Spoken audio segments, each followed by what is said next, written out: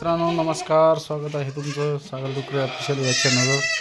तर मित्रांनो हे बघा, आपल्या पिल्लं आहे ना उन्हानं यायला काय बोलावलं, नुसतं गुळकंडी लागली यांना आणि अशी संडास करते बघा. हे बघा हे कसं घाण केली संडास लागली की सगळ्यालाच थोडी थोडी लागली, याला जास्त लागली जी.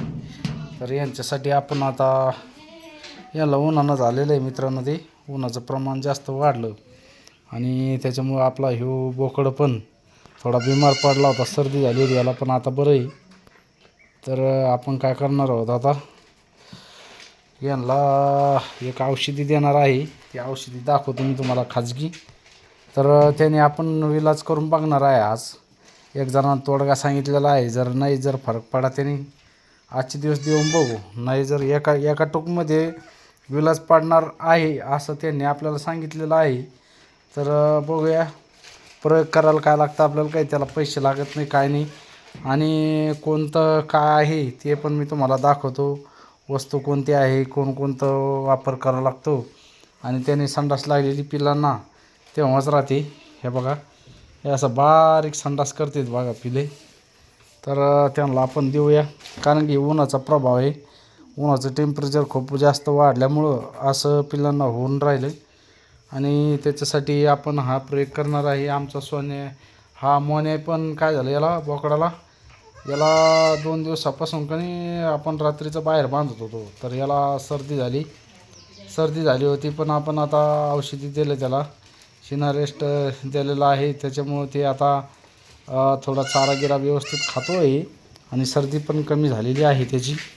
तर आता हे गुळकंडीसाठी आपल्याला कोणतं औषध वापरायचं खाजगी ते मी तुम्हाला थोडक्यात सांगण्याचा प्रयत्न करणार आहे. तर व्हिडिओ शेवटपर्यंत बघा. हे बघा अशी पिल्लं आहेत आपली. आणि चला तर मी दाखवतो तुम्हाला काय काय प्रयोग करावा लागेल. तर व्हिडिओ शेवटपर्यंत बघा.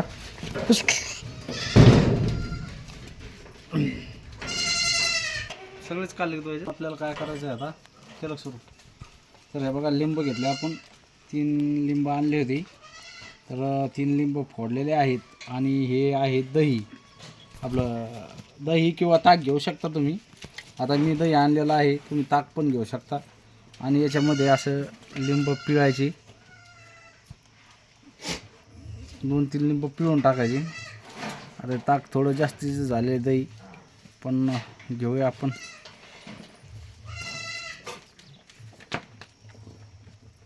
एकदम झटक्यात इलाज होतो असं मला सांगितलेलं आहे. त्याच्यामुळे आपण हा प्रयोग करणार आहोत. 100% इलाज होतो आहे याने. तर आपल्याला काय करायचं आहे, पिल्लांना पाजायचं आहे. ती बॉटल होती.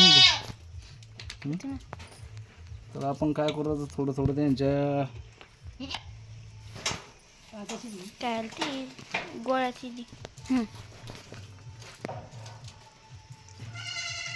आता आपल्याला असं हे थोडं थोडं पाजायचं, जास्त नाही पाजायचं त्यांना. इंजेक्शन न भरून इंजेक्शनमध्ये नाही भरलं जाणार. बस 4-5 बकराला थोडं थोडं पाजायचं. उगं 1-2 चमचे पाजायचं, जास्त नाही पाजायचं. अर्धा कप नाही, 2 चमचे पाजायचं. अर्धा कप पण नको, लई कडू असणार ती. हे टाकलेलं आहे ना आपण लिंबू. चला तर मित्रांनो, आता हे पाजून देतो. आणि याचा काय फरक आहे हा पण उद्याच्या व्हिडिओमध्ये तुम्हाला दाखवणार आहे. फक्त उद्याचा व्हिडिओ तुम्ही शेवटपर्यंत बघा. आपण आता या औषधी पाजून देऊ त्यांना पिल्लांना. 5 पिल्लं आहेत, त्यांना थोडं थोडं 2-2 चमच्याच्या प्रमाणात पाजायचं. याला काही जास्त जरी झालं तर काही होत नाही, याच्यापासून काही इफेक्ट होत नाही. उलट हे उन्हाळ्यामध्ये आपण ताक दही प्या, डॉक्टर पण सांगतायत आपल्याला, कारण की शरीर थंड होतं. त्याच्यामुळं हे शरीरात ऊर्जा पण निर्माण करतात आणि शरीर थंड पाडतं. त्याच्यामुळं हे गुळकंडीवाल्या पिल्लांना चांगलं आहे. तर चला आपण आता पाजून देऊया. 15 दिवसाची पिल्लं आहे म्हणून सांग. 15 दिवसाची पिल्लं आहेत बरं का आपले. तर डॉक्टरांना, आमच्या गावातले डॉक्टर आहेत, एक खाजगी डॉक्टर म्हणजे ढोर डॉक्टर, त्यांनी आपल्याला हा इलाज सांगितलेला आहे. तर आपण प्रयोग करून बघू. याच्यापासून काही इफेक्ट नाही आपल्या जनावरांना, पण आपण स्वतः याचा प्रयोग आपण स्वतःच्या हिमतीवर करू राहिलो आहे. तुम्हाला डेअरिंग वाटत असली तर करा, नाहीतर तुम्ही तुमच्या हिशोबानं दुसरा प्रयोग करू शकता, किंवा डॉक्टरच्या सल्ल्यानं तुम्ही तुमच्या औषध गोळ्यानं तुमच्या पिलांचा विलाज करू शकता. पण आपल्याला घरगुती विलाज आपण करतच असतो वेगवेगळे, आणि त्याच्यामधून आपल्याला रिझल्ट आलेला असतो. त्याच्यामुळेच आपण हा रिझल्ट हा प्रयोग करणार आहोत. तर चला मित्रांनो, आता हे पाजून देतो मी थोडं थोडं, आणि उद्याच्या व्हिडिओमध्ये नक्कीच तुम्हाला सांगणार आहे याच्यापासून फरक पडला किंवा नाही. आणि सकाळी काय करणार आहे आपण, आता गोळ्या नाही आपल्याकडं, म्हणजे लहान मुलांना गोळ्या देतो आपण समजा संडासच्या, त्या गोळ्या आपण उद्या सकाळी यांना जर फरक पडला तर त्या गोळ्या पण आपण आणणार आहोत आणि यांना देणार आहोत. आज आपण आणलेले नाही आहे त्या, पण तरी पण बघू. याच्यापासून जर फरक पडला तर 100% चांगली गोष्ट आहे.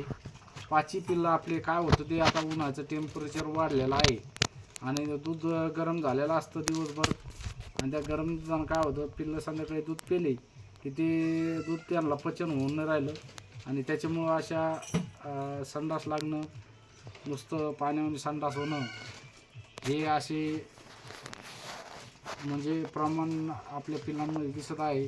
परत काय व्हायला आता हे उन्हाच्या टेम्परेचरनं काय व्हायला, शेळ्या असो कोणतेही जनावर असो, याला तापीचं प्रमाण वाढत आहे. कालचंच कुठला बाजार होता, त्या बाजारामध्ये एक गोरं उभ्या बाजारामध्ये विकायला नेलं तर शेतकऱ्यांना उभ्या पडलं ते चक्कर येऊन.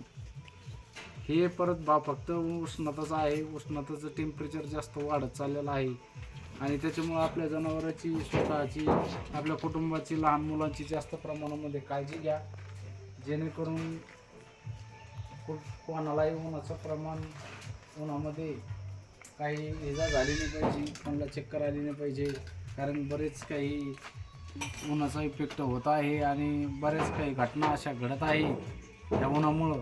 त्याच्यामुळं उन्हाचं टेम्परेचर खूप वाढलेलं आहे, आपली काळजी घ्या.